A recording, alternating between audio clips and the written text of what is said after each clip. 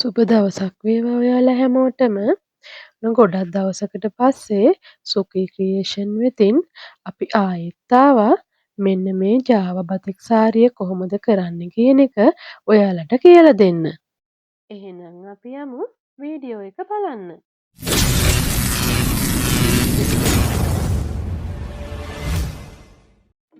මුලින්ම අපි අපට අවශ්‍ය ඩිසයින් එක රෙද්ද ඇඳගෙන ඒ රෙද්ද දී රාමුවට තියලා තදින් ඇදලා රඳවා ගත්තා. ඊට පස්සේ අපි මේ ඩිසයින් එක ලයින් එක වටේ ඉටි මිශ්‍රණය අඳින්න පාවිච්චි කරේ කම්බි ටූල් එක. අපිත් එක්ක හැමදාම අපේ වීඩියෝ මාලාවත් එකතු වෙලා හිටපු ඔයාලා දන්නවා දැන් මේ ඉටි මිශ්‍රණය හදාගන්නේ කොහොමද කියලා. මං ආයෙත් මතක් කරන්නම් මේ ඉටි මිශ්‍රණය හදාගන්න අපිට ඕනේ පැරපින් ඉටි කිලෝ එකක්, මීටි ග්‍රෑම් 200ක් සහ රට දුම්මල ග්‍රෑම් 50ක්. එහෙම හදාගන්න ඉටි මිශ්‍රණය කොයි විදිහටද උෂ්ණත්ව පාලනය කරලා පවත්වගන්න කියලා අපි මීට කලින් වීඩියෝ වල කියලා දීලා තියෙනවා. විශේෂයෙන් ජාවා නිර්මාණයක් කරනකොට ඒ ඉටි මිශ්‍රණය උෂ්ණත්වය ගැන සැලකිලිමත් වෙන්න වෙනවා. මොකද උෂ්ණත්වය වැඩි වුණොත් එහෙම නැත්තම් උෂ්ණත්වය අඩු වුණොත් ඒ ඉටි රේඛා අස්සෙන් අපි දාන ඩයි එක ලීක් වෙන්න පුළුවන්. එහෙම වුණොත් ඔයාගේ ඩිසයින් එකේ ගුණාත්මක භාවය ගැන පොඩි ගැටලුවක් ඇති වෙන්න පුළුවන්. මේ ඩිසයින් එක අඳින්න ෆනල් එක පාවිච්චි කරන්න නැතුව අපි කම්බි ටූල් එක පාවිච්චි කළේ අපිට මේ නිර්මාණය සඳහා ඕන උනේ ගොඩක් වෙලාවට සියුම් රේඛා නිර්මාණය කරන්න. එතකොට සියුම් රේඛා නිර්මාණය කරනවා නම් ගොඩක් වෙලාවට කම්බි ටූල් එක පාවිච්චි කරන එක තමයි සාර්ථකම ක්‍රමය විදිහට අපි හිතන්නේ. අපි මෙතෙන්දි මතක් කරන්න ඕනේ අපි හදාගත්තු ඉටි මිශ්‍රණයට අපි ඔයිට කලින් තම්බල අයින් කරපු ඉටි කෑලි ටිකකුත් මේකටම දාගත්තා. ඔයිට කලින් අපි ඔයාලට වීඩියෝ වලදි කියලා දීලා තියෙනවා තම්බල අයින් කරගත්තු ඉටි කොටස් ටික කොහොමද සුද්ධ කරලා නැවත පාවිච්චි කරන්න කියන එක ගැන. මං ආයෙත් මතක් කරනවා මේ ඉටි රේඛා ඇඳගෙන යනකොට ඉටි මිශ්‍රණයේ උෂ්ණත්වය ගැන නැවත නැවත බලන්න. උෂ්ණත්වය වැඩි වුණොත් සහ අඩු වුණොත් මේකේ ගැටලු තත්ත්වයක් ඇති වෙන්න පුළුවන් නිසා. අපිත් එක්ක හැමදාම රැඳී ඉන්න ඔයාගෙත් අපිත් එක්ක අලුතින් එකතු වෙන ඔයාගෙත් බතික් දැනුම වර්ධනය කරන්න අපි විසින් සකස් කරන ලද බතික් පොත පිළිබඳව දැනුවත් කරන්නයි මේ හදන්නේ. අපි මේක පොත් දෙකක් විදිහට සකස් කරලා තියෙනවා. එකක රියැක්ටිව් කලාව පිළිබඳව සම්පූර්ණ කොටස් ටිකත් අනිත් පොතින් රියැක්ටිව් කලාව, බැට් කලාව, නැප්තෝල් කලාව ගැන සම්පූර්ණ තියරි කොටස් ටික අඩංගු කරලා තියෙනවා.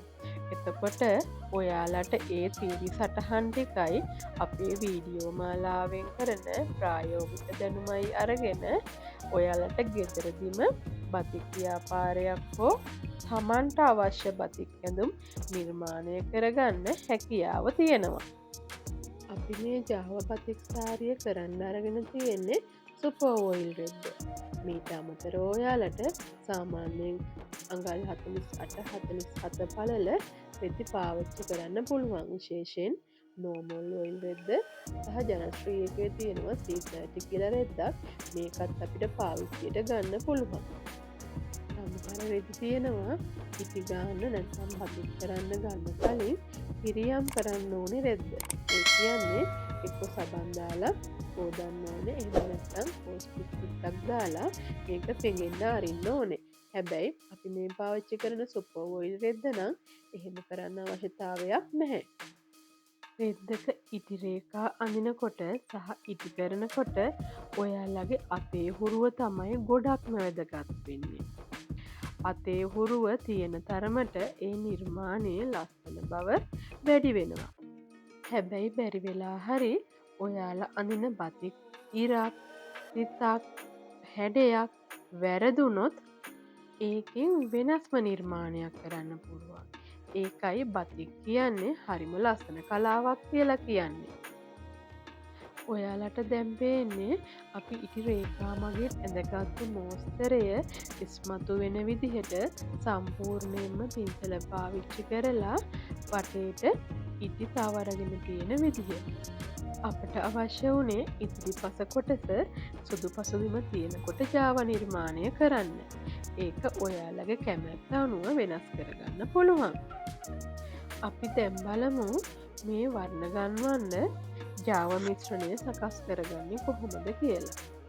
ඔයාලා දැනටමත් දන්නවා අපි ජාව මිශ්‍රණය සඳහා සෝඩියම් සිලිකේට් පාවිච්චි කරලා තමයි ජාව මිශ්‍රණය සකස් කරගන්න. එතකොට සෝඩියම් සිලිකේට්, යූරියා, ඩයි සහ ජලය මිශ්‍ර කිරීමෙන් තමයි අපි මේ ජාවා මිශ්‍රණය සකස් කරගෙන තියෙන්නේ. එතකොට මම මේ මල නිර්මාණය කරන්න අරගෙන තියෙන්නේ බ්‍රිලියන් බ්ලූ කියන රියක්ටිව් ඩයි වර්ගය. එතකොට මේ බ්‍රිලියන් බ්ලූ තමා අපි ජාවා මිශ්‍රණය විදිහට සකස් කරගෙන තියෙන්නේ. අපි මේකෙදී මලට ජාවා මිශ්‍රණය මගින් වර්ණ ආලේප කරලා පොළ සහ ඉතුරු රෙදි කොටස් වලට බාත් එක මගින් තමයි වර්ණ එකතු කරන්න තීරණය කළේ. ඒක ඔයාලගේ කැමැත්ත අනුව වෙනස් කරගන්න පුළුවන්. ඔයාලට අවශ්‍යයි නම් පොළ පාටටත් ජාව මිශ්‍රණයම එකතු කරගන්න පුළුවන්. ඒක ගැටලුවක් නැහැ. හැබැයි අපි කැමති විදිහට තමයි අපි මේ නිර්මාණය කළේ. අපි මේ ඔයාලට මේ නිර්මාණය දාන්නෙත් මේ නිර්මාණ බලලා ඔයාලට අයිඩියා එකක් ගන්න. එහෙම නැතුව හැමෝම කරන දෙයක් බලලා ඔයාලා නිර්මාණ කරන්න යන්න එපා. ඔයාලගේ පැවැත්ම තහවුරු කරගන්න නම් ඔයාලා විසින්ම ඔයාලට ආවේනික වෙච්ච නිර්මාණ කරන්න ඕනේ. ජාව මිශ්‍රණය සකස් කරගන්නකොට ඔයාලා මතක තියාගන්න ඕනේ ඒ නියමිත අනුපාතයන් වලට මේ මිශ්‍රණය හදාගන්න. මොකද මේකේ සමහරක් වෙලාවට සෝඩියම් සිලිකේට් ප්‍රමාණය වැඩි වුණොත් ඒ නිර්මාණය උඩ සුදු පාට නිකම් පිපිලා වගේ ඔයාලට බලාගන්න පුළුවන්කම තියෙනවා. එහෙම වුණොත් ඒ නිර්මාණයේ ගුණාත්මක භාවය අඩු වෙන්න පුළුවන්. මතක තියාගන්න ඔයාලගේ නිර්මාණශීලීත්වය මත තමයි ගොඩක් වෙලාවට බතිත් කලාවේ ඔයාලගේ අනාගතය තීරණය වෙන්නේ. හැමෝම කරන දෙයක් කරනවට වඩා ඔයාලගේම නිර්මාණයකින් අලුත් දෙයක්, අලුත් වෙනසක්, අලුත් වර්ණයක්, අලුත් ඩිසයින් එකක්. මේ දේවල් මත ඔයාලට ඉස්සරහට යන්න පුළුවන්කම තියෙනවා.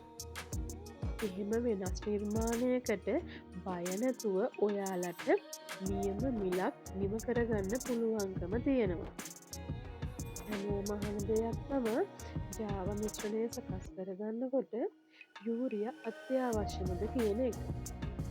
අත්‍යවශ්‍යම නැහැ.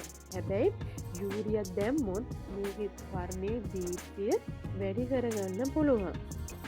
සාමාන්‍යයෙන් ජාව නිර්මාණයක් කරනකොට හොඳින් හිරු එළිය තියෙන දවසක් තෝරගත්තොත් හොඳයි. මොකද ජාව නිර්මාණය වේලෙන්න පැය 6-7ක් යන හින්දා වර්ෂා දිනවලදී මේක ඊටත් වඩා වැඩි වෙන්න පුළුවන්. වර්ෂා දිනවලදී මේ ජාව නිර්මාණයක් කරනවා නම් මේක වේලගන්න අපිට හෙයාර් ඩ්‍රයර් එක පාවිච්චි කරන්න සිද්ධ වෙයි. මොකද ජාව නිර්මාණයේ වර්ණය හොඳටම වියලුනේ නැති වුණොත් මේ නිර්මාණය බාග්දාන කොට ඒ වර්ණය ඉවත් වෙලා යන්න පුළුවන්කම තියෙන නිසා. ඔයාලා සැලකිලිමත් වෙන්න ඕනේ තවත් දෙයක් තමා ජාව නිර්මාණය කරලා එය ආය පාත් එකට දාලා වෙනත් වර්ණයක් දානවා නම් මේ ජාව නිර්මාණය කරපු මෝස්තරය උඩ නැවතත් හොඳින් යාලේප කරන්න ඕනේ. එහෙම නැති වුණොත් පාත් එකේ දාන ඩයි එක මේ ජාව නිර්මාණයට ඇතුල් වෙන්න පුළුවන්. එහෙම වුණත් ජාව නිර්මාණයේ වර්ණය සහ එහි නිමාව වෙනස් වෙන්න පුළුවන්. ජාව නිර්මාණය උඩ ඉටි කරගන්නකොට ෆනල් එක පාවිච්චි කරනවා නම් එකපාරක් ඉටි කළාම ඇති. එහෙම නැත්නම් පින්සල භාවිතා කරනවා නම් දෙපැත්තම ඉටි ගා ගන්න වෙනවා. Java නිර්මාණයක් කරනකොට හොඳ ඉවසීමක් වගේම හොඳ හික්මීමක් තියෙන්න ඕනේ. ඒ තුළින් ඔයාලට ලස්සන නිර්මාණයක් එළියට දාන්න පුළුවන්කම තියෙනවා. ආයෙත් ඔයාලගේ බතික් දැනුම වර්ධනය කරගන්න අපි විසින් සකස් කරපු බතික් සටහන් පොත් පිළිබඳව මතක් කිරීමක් කරන්නම්. රියැක්ටිව් කලාව පිළිබඳව වෙනමත් රියැක්ටිව් වැට් හා නැප්ටෝල් කලාව පිළිබඳව සටහන් වෙච්චි වෙනම පොතකුත් අපි මෙහිදී සකස් කරලා තියෙනවා. ඔයාලට මේ පොත් පිළිබඳව වැඩිතුරුතුරුදුරු අවශ්‍යයි නම් මිලදී ගන්න අවශ්‍යයි නම් තිරේ සඳහන් WhatsApp අංකයට මැසේජ් එකක් දාලා තොරතුරු ලබාගන්න පුළුවන්කම තියෙනවා. බතික් නිර්මාණයක් කරන්න කොයි තරං අමාරු වුණත් බතික් නිර්මාණය කරලා අවසානයේදී ලැබෙන නිර්මාණයත් එක්ක ඔයාලට ගොඩක් සතුටු වෙන්න පුළුවන්කම තියෙනවා. මේ මගේ අතින් නිර්මාණය වෙච්චි ලස්සන බතික් රෙද්දක් කියලා. අපි මේකේ මලට උඩින් ඉටිගාන කොටස නම් වීඩියෝ කරලා නැහැ. නමුත් ඔයාලා මතක තියාගන්න ඕනේ මේ Java බතික් නිර්මාණය උඩින් අනිවාර්යෙන් ඉටිගාන්න ඕනේ කියලා. දැන් මේ ඔයාලට පේන්නේ අපි සකස් කරගත්තු බාත් එකට වර්ණ මිශ්‍ර කරන ආකාරය. අපි මේකෙදි භාවිතා කළේ රියැක්ටිව් බ්‍රවුන් කියන වර්ණය. එතකොට බාත් ක්‍රමේදී ඔයාලා දන්නවා රියැක්ටිව් ඩයි බාත් ක්‍රමේදී භාවිතා කරනකොට ග්ලෝබ සෝල්ට් පෝස්ටික් සෝඩා නිවැරදි අනුපාතවලින් සකස් කරලා ගන්න ඕනේ. අපි මුලින්ම ග්ලෝබ සෝල්ට් සහ ඩයි එකතු කිරීමෙන් සකස් කරගත්තු මිශ්‍රණය ජලයට දාලා ඒ මිශ්‍රණය තමා මුලින්ම රෙද්ද අතුගෑම සිද්ධ වෙන්නේ. එතකොට රෙද්ද හොඳින් අතකාන තරමට තමයි මේ ඩයි එක රෙද්දට හොඳින් කාවදින්නේ. උඩ පැත්ත යට පැත්ත එහාට මෙහාට හරවලා අපි හැමතැනම හොඳින් අතගාගන්න ඕනේ. ඊට පස්සේ එහෙම අතගාගත්තු රෙද්ද අයින් කරලා ආයෙත් අපි ඒ බාත් එකටම පෝස්ටික් දාලා හොඳින් කලවම් කරලා නැවතත් අපි මේ රෙද්ද දාලා හොඳින් අතගාගන්න ඕනේ. එහෙම වුණාට පස්සේ තමයි ඔයාලට අවශ්‍ය වෙන විදිහට රියැක්ටිව් බ්‍රවුන් වර්ණය එළියට ගන්න පුළුවන්කම තියෙන්නේ.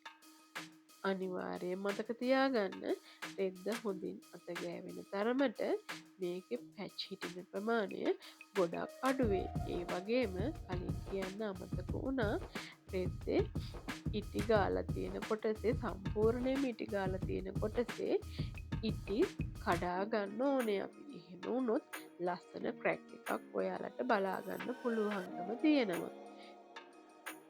මේ විදිහට බාධාගත්තු ඉති කොටස එහි අනවශ්‍ය වර්ණ කොටස් නැත්තන් ඩයි කොටස් ඉවත් කරන්න ඇසිටික් වල විනාඩි 10ක් විතර ගිල්වලා තියන්න ඕනේ.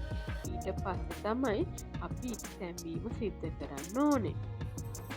ඉටි තම්බන ආකාරය ගැනත් අපි කලින් වීඩියෝ වල සඳහන් කරලා තියෙනවා. ඉටි තම්බනකොට වතුර හොඳින් නටන උෂ්ණත්වයට රත් කරලා තම්බන්න. එහෙම වුණොත් අපිට ඉක්මනින් ඉටි අයින් කරගන්න පුළුවන්කම තියෙනවා.